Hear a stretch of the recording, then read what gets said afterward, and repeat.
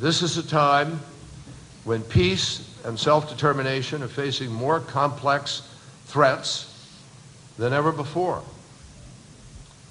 And it's easy to say the words, but it is not easy to achieve the goal. On the Middle East peace process, we remain committed.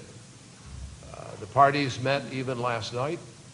They are continuing to have their discussions. We will continue, no matter what, to try to facilitate the capacity of people to be able to make peace. But in the end, my friends, as all of you know, you can facilitate, you can push, you can nudge, but the parties themselves have to make fundamental decisions and compromises.